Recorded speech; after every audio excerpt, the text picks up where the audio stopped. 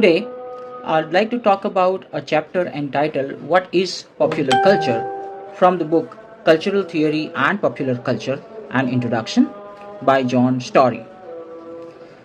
So, let us know a little about John Story, who is Emeritus Professor of Cultural Studies at the Center for Research in Media and Cultural Studies at the University of Sutherland, UK. He has published widely on cultural theory, popular culture, consumption, and utopianism. He is the author of numerous books on the topics of cultural studies, popular culture, and consumerism. This particular chapter explores the complex and contested definitions of popular culture, highlighting its ever shifting meaning depending on its relationship with other cultural forms like high, mask, folk, and dominant cultures.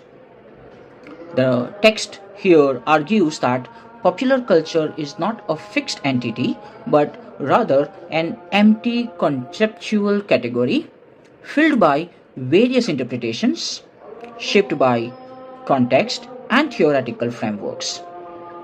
The chapter examines different approaches to understanding popular culture, including perspectives rooted in mass culture theory, Gramscian hegemony, and postmodernism, emphasizing the interplay of ideology and power relations within cultural practices.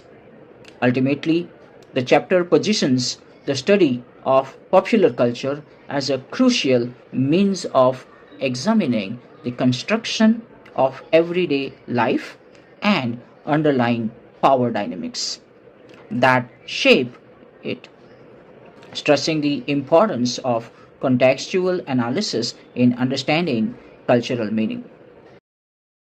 Some of the key terms discussed in this particular chapter are as follows. Culture. According to Raymond Williams, culture is a general process of intellectual, spiritual, and aesthetic development.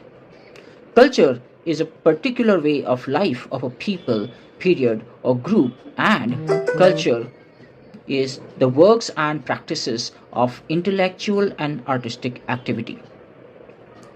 Ideology, a system of ideas often serving to conceal, distort, or mask underlying power relations. It can also be seen as the way text present particular images of the world. Popular culture, a contested term generally referring to the cultural products and practices that are widely consumed and enjoyed by many people. High culture, cultural products and practices considered to be of superior aesthetic or intellectual quality, often associated with the elite classes. Mass culture, commercially produced cultural products designed for mass consumption, often criticized for being formulaic and manipulative. Folk culture, culture originating from the people, often seen as authentic and oppositional to dominant culture. Hegemony, the process by which dominant groups in society seek to win the consent of subordinate groups through intellectual and moral leadership. Postmodernism, a cultural and intellectual movement that challenges traditional distinctions between high and low culture, authenticity and commercialism. Co-text, the other text that make a particular text fully meaningful. Americanization, the influence of American culture on other countries, often seen as a homogenizing force.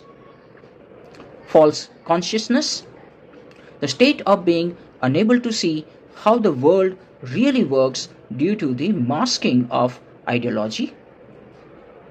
signifying practices. Text and practices whose principal function is to signify, to produce, or to be the occasion for the production of meaning. Base and superstructure. The Marxist idea that the way a society organizes the means of its material production will have a determining effect on the type of culture that society produces or makes possible. Binary relationship, a pair of related terms or concepts that are opposite in meaning. For example, freedom and unfreedom. So that's all for today. Stay connected for more such short reviews. Thank you.